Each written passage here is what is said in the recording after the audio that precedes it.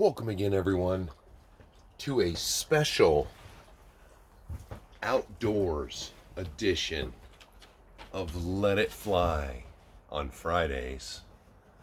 25 June. I hope my beer wasn't just visible. Sorry, Woods. The beer holder doesn't work with taller cans. So, hey, everyone. We're not in the workshop tonight. The Let It Fly table is being used for a body. And what body, you may ask? Well, I was hearing you. King Kong RC. I started hot. Heard a lot of good things. Wanted that truck. The details are amazing. But, as you may have remembered, some parts broke. One part was broke, another part broke with these. Well, in my frustration with broken parts, I failed to notice, after thanks everyone who suggested the JB Weld, I think it'll work. It does appear that it may work. It's pretty strong on there. But as I JB welded, went to finish the rear suspension, because those are the parts that broke, was on the rear suspension. They sent me 2 rear axles instead of a middle and a rear.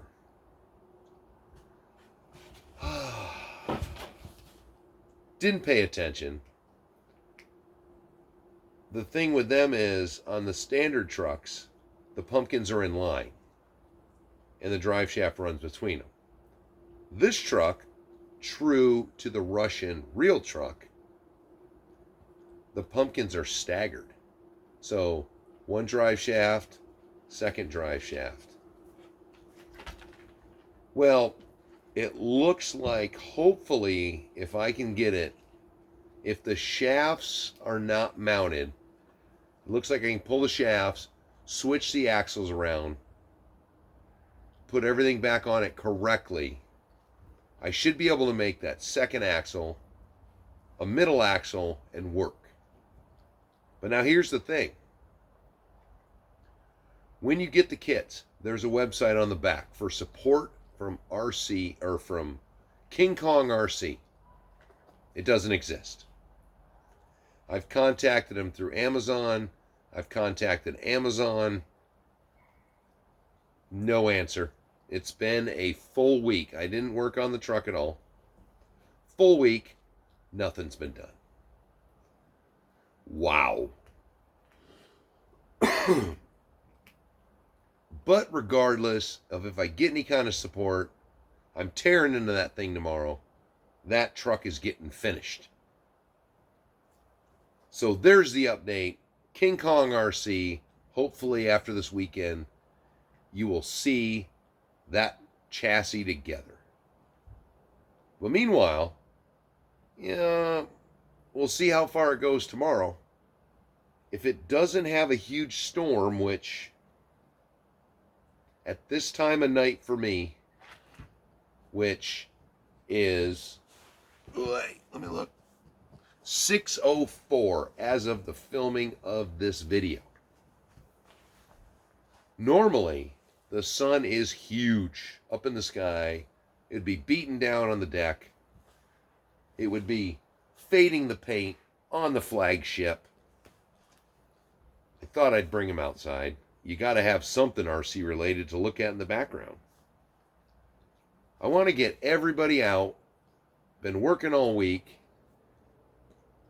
Haven't gotten much when I get home.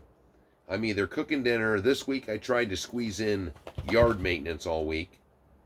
Because, hey, the sun's starting to peek out. It is all black. All the way around me. Waiting for this big storm. So I didn't get any driving in. I went and mowed and cleaned up the course. Oh, I love mowing grass over there now. bought a special lawnmower just for a little one, just for the new course. But I want to do some driving this weekend. I just want to drive. Just do it. But on that note, in preparation for, I guess after 2 weeks of at the new job, it's not going to slow down, but I'm hoping to do more driving at night. But in preparation, where I'm back to working all week, getting all my driving enjoyment in on the weekends, I ordered up a bunch of stuff from A-Main. A lot of you guys have mentioned sound kits. I've been waiting on a sound kit forever. Thanks to Pez, I've obtained a Cross RC sound kit, which I'm going to try to make work in the King Kong. And I've also ordered up one of the DSS dual sound kits that you can program with your computer. So I'll borrow my wife's computer, figure out some sounds for that. It's got truck sounds, so I'm going to try it for the trucks. All the Tamayas may get sound kits if it sounds good. But brand new kit, I only own one of this kit.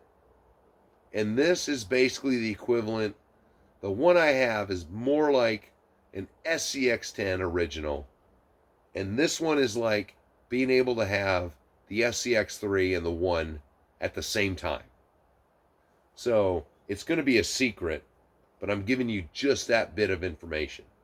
So I'm going to have two trucks from the same company who make really good looking bodies. And they're two trucks that I love to look at. The new kit, I don't have a single body like that. I have a version of it, but not that exact truck. So technically they are two different trucks. And that's all I'm telling you. Because we are to the rant section. And I am going to tell you right now, it chapped my ass. And I think some people need to be reminded of the fact that they need to think before they comment. I'm not going to mention the channel. I'm not going to mention anything about it other than the fact that the runner of the channel, instead of egging it on, should have put a stop to it, because it offends veterans, in my opinion. And wait a minute.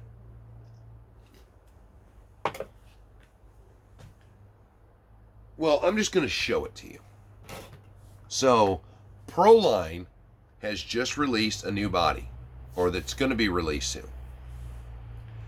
It, to me, for a 110 scale, I might want to buy a couple of them and put them on vehicles, because I'm just looking at it.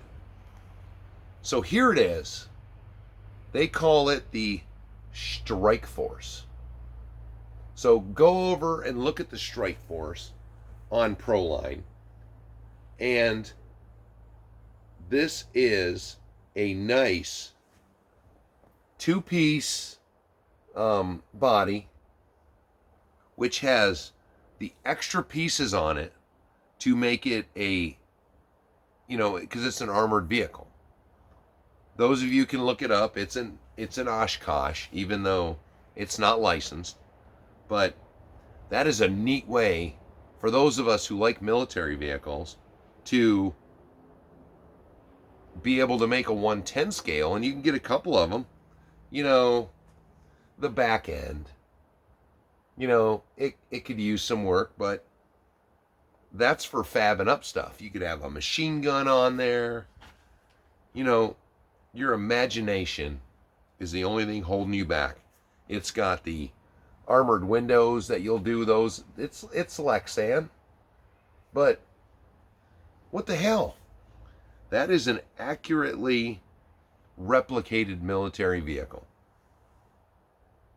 And the channel that showed it to me, when I watched it, I was like, as soon as I seen the picture pop up, I was like, ooh, that would be cool. And you could deck it out. You could use, say you've got a rock crawler that's not the best rock crawler in the world. Put that body on it. Now it doesn't have to be the best rock crawler. Now it can be a fighting vehicle. And that way, if you bought a couple of them, you could experiment. You could build something cool. But going back to veterans,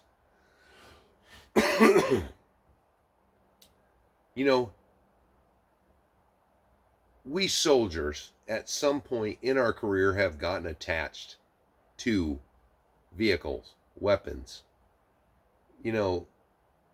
Those things, they go to war, they go to battle, they go with you. They either help you out or in some cases save your lives. So to not know anything about the military style vehicle and not say, this looks like some sort of military vehicle, to just instantly start talking about how horrible it is and the company must be going out of business because of the crap, and I would never buy that piece of crap. Oh, that's so friggin' ugly. Meanwhile, there's a soldier watching this that's like, I'm gonna buy that. But they may be in that comment section and listen or read all this degrading stuff about the military vehicle. I would love to get a cargo Humvee, but all they offer is the hardbacks and the civilian one now. That's the only thing that's kept me back from the Humvee. I had a Tamiya Humvee. It was a great little rig. But other than it looking like a Humvee, I eventually cut the back off and made my very first, Lexan, not a Lexan, but that was styrene. Made my first pickup truck out of a Humvee. And I cut the back doors off so that it was like the one I had in the military. But, it got broke. And then Tamiya stopped carrying them. But really, some of you guys with your channels, get in there and say, hey, whoa. But I guess when you start the comments off yourself, yeah, I don't expect anything. But we really need to start thinking, not snowflake mentality of thinking before you talk, but, when you see in the RC community a vehicle, what the hell? 11 Charlie RC. I've got a box I'm putting together for them because they get kits and they put trucks together for soldiers who are having a hard time. I'm thinking of buying a couple of these bodies for myself and getting a couple more and send it to them so they can make a military themed RC truck. There's a lot of soldiers who vehicles meant something, like my HG 602. There are soldiers that truck saved their lives. So if you're in these places where they're just ragging on something that you're familiar with, step up, call them out, make them come to task. Make the guy running the channel come to task. So moving on, this was a short one because it's already going to be late. I still haven't come up with a good scheme. I actually, I'm doing 9.5 hour days right now. So by the time I get home, it's already late. 4 let it fly. So even on Tuesdays, Thursdays, I'm going to have to try to film them early. So I apologize to everyone, but if you tune in, suck it up, Buttercup. So no channels, but we've got some shouts. And I am sorry, the last one is going to twist my tongue into a knot.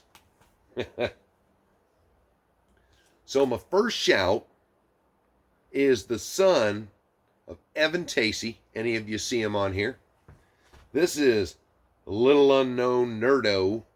Thank you for stopping by and throwing me some comments. I've got Kevin Breaker, Anti-Seed, Felson Rogers, Lee Dunkerley, and Josu Sepulavida. I am sorry if I just choked that thing. Thank you, every one of you, for stopping by. Thank you for watching. Thank you for viewing. And you know what? My beer's a little low. So I'm going to grab another one, get this sucker uploaded so you guys can watch it tonight or you can watch it tomorrow.